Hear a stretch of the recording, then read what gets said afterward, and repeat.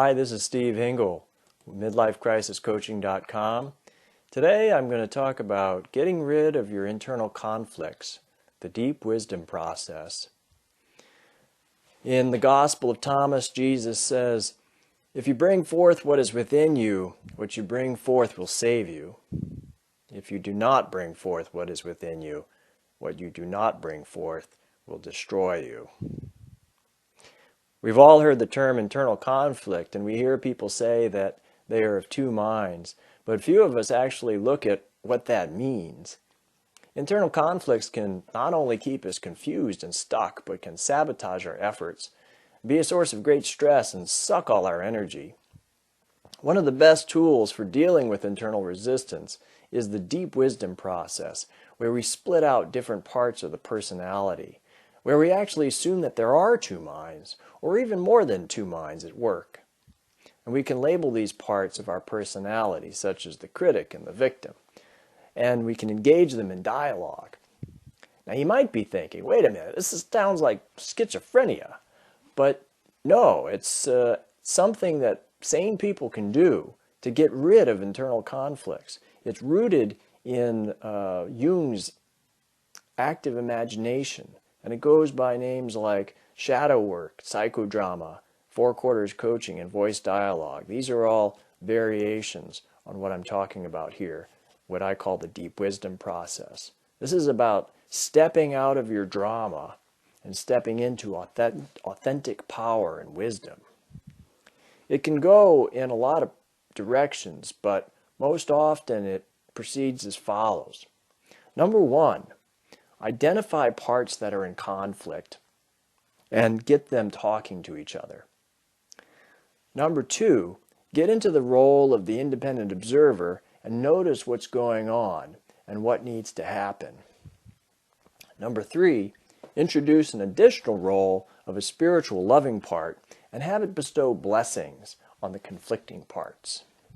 And number four, get the conflicting parts to agree to a compromise and a shifting of roles so that all the parts are moving in the same direction as a team.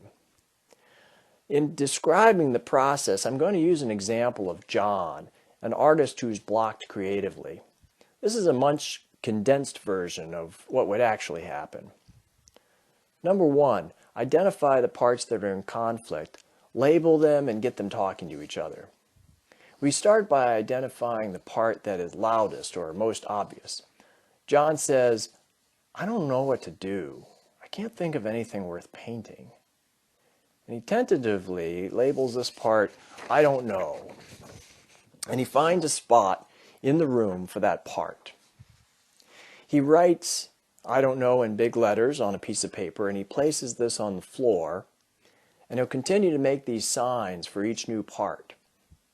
John listens for other messages from this spot, and he gets, "It's not going to be good enough," and he says this in a low voice, and he seems to want to hide. Next, he identifies a second voice, and the second voice also says it's not going to be good enough, but with more force and bitterness. "It's not going to be good enough." He finds where that is in the room. And he stands in that spot and he listens for more messages. The new part says, "Don't bother. No one wants what you've got." He labels this part the critic. And he goes back and forth between these parts a couple of times to see if the parts have anything else to say. Number two, get into the role of an independent observer and notice what's going on and what needs to happen. John steps back into an observer role. He's making a conscious decision to leave these two parts behind.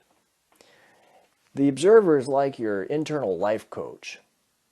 And the observer says, "What's really going on here? Does this remind me of anything from my past?" Well, the critic reminds John of his father's reaction to his art. He notices that the critic has a lot more power, and he seems angry. And the "I don't know" part seems sad and depressed and very small, and it's the way that John felt when his father dismissed his efforts to create art. As the observer, he asks, What has to happen in this situation? And John decides that the critic needs to back off and that the I don't know part needs protection and encouragement. Part 3, introduce an additional role of a spiritual, loving part and have it bestow blessings on the conflicting parts. So John now comes up with a new part that is wise and that loves from a secure place, a part that can offer the protection and encouragement he needs. And this part might be a good parent, an elder, a good king or queen, or a spiritual figure. And for John, this is the Dalai Lama. So he finds a place for him in the room. Still in the place of the observer, he notices other qualities of the Dalai Lama. The Dalai Lama is peaceful, centeredness, compassionate, and has humor. So John steps into the role of the Dalai Lama, and he looks at the conflicting parts again. And from here, he notices that the critic is just as scared as the I don't know part. And he sees the critic as wounded, and also sees the love that the critic has for I don't know. The critic wants to protect the I don't know from the rejections of the public. And John also realizes that I don't know wants to play safely and freely. And he gives I don't know a new name, the Muse. John, as the Dalai Lama, then moves to talk with these two conflicting parts. He tells the critic that he needs to back off. And he also lets him know that he sees his fear. And he expresses his appreciation for the protection that he offers. And he asks the critic to move into a role of protecting the Muse from the public so that the Muse can explore freely. This part is going to be relabeled the protector. John turns to the Muse and lets him know that he won't have to worry about getting hurt and that it's safe for him to explore and to play. And John expresses his appreciation for the creativity and playfulness of the Muse. Part 4. Get the conflicting parts to agree to a compromise and a shifting of roles so that all the parts are moving in the same direction as a team. So John moves back to the other roles to see what their responses are and to make sure they have buy-in to the process. We've introduced some different roles that they could play, but we need to get buy-in from them. And he finds out when he steps into these roles that they have resistance. They're both feeling unsafe and not ready to trust. He might need to say to the Muse, I'm sorry that I wasn't there for you before. You deserved better. And John's going to go back and forth for a while between the critic, the victim, the Dalai Lama, until he finds some small risks that they both feel safe trying out. So in the end of the process, he's going to take the divine part and he's going to go collect the other parts. He's going to close his eyes and imagine the parts coming together inside of him, integrating. And at the end, he's going to remind himself that this divine part, the Dalai Lama, will always be there for him, and the protector will always be there for him, and he can call on those parts whenever he needs them. And he ends the process with some gesture of gratitude and appreciation. Now this process can go in a lot of directions. This example describes the most common variation. Some additional points to consider. First, some warnings. If at any time you feel overwhelmed or unsafe, stop the process.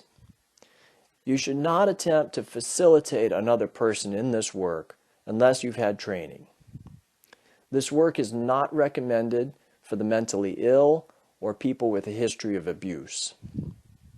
Expressing anger can be helpful for someone who has trouble expressing anger, but be careful about overusing anger. The next thing I want to talk about is writing and moving around. The work is best done in a private space where you can move around the room, stepping into different roles and speaking the voices out loud. Some people find it helpful to take notes during the process of their observations and of the dialogue. Others find that it's distracting and takes them out of the process, and so they don't want to take notes. So you decide which works best for you. If privacy is in short supply and you really want to do the work, you can do the work on paper as if you were writing a play, with all the parts having the roles of the play. Okay, a note on the parts. Some other parts that might show up besides the critic and the victim. You might get an angry part, a scared part, a creative part. Maybe people in your family might show up. Your dad, your mom, your spouse, your kids. You might get archetypes: king, warrior, magician, lover. Maybe a spiritual being. Maybe a historical figure. Maybe it's an inanimate object like the land or the government. Anything can be a part. And you can ask a part, what do we call you? And then you can step into the role of the part to find out what that part says. And you can ask that part, what is your role? What do you do? When you're first starting out, limit yourself to 2 or 3 roles. If you do more than that, it can get really confusing. Small scoops are fine. You don't have to do the entire process to get some benefit. If you just get 2 parts talking to each other, hearing what they have to say, that can be huge. So you can do just part of this process and leave the rest of it for another day. Small scoops. When you're in the role of the observer, there are a lot of questions you can ask. I've got a complete list of questions in the blog post, in the written blog post. So I invite you to check that out on my website, MidlifeCrisisCoaching.com, Getting Rid of Internal Conflicts. So some of the questions, just a few: what's really going on here? How does this part serve me? What boundaries need setting? What needs are not being fulfilled? What am I able to influence in this situation? What can I accept in this situation? What do I need to let go of? What does my gut tell me to do next? Who needs a blessing here? So let's return to John once more. So John's getting ready for an art show, and he finds himself anxious and withdrawn. He remembers the deep wisdom process that he did, and he quickly recalls the Dalai Lama part, who speaks some assurances to him. And he also reminds himself that this part is now a protector, and the job of this part is to dismiss the art critics in the general public. He decides that he's going to wear a Buddhist talisman to the art show, and he touches the talisman while he's at the show. And so the net effect is that he has a good time at the show. He's able to relax, and he winds up selling several pieces. At first, stepping out of your drama will be something that you just do when you have time for yourself to run through this process. But the more you do this process, the more this practice is going to show up in the midst of drama, in the moment. When you experience a strong negative emotion, that's going to be your trigger to mentally step into the role of the observer or the role of the divine.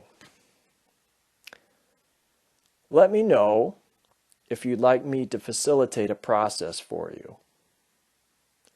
Please post questions and comments on the blog post at my website, MidlifeCrisisCoaching.com, Getting Rid of Internal Conflicts. And if you like this, and I hope you did, please pass along to friends. Namaste.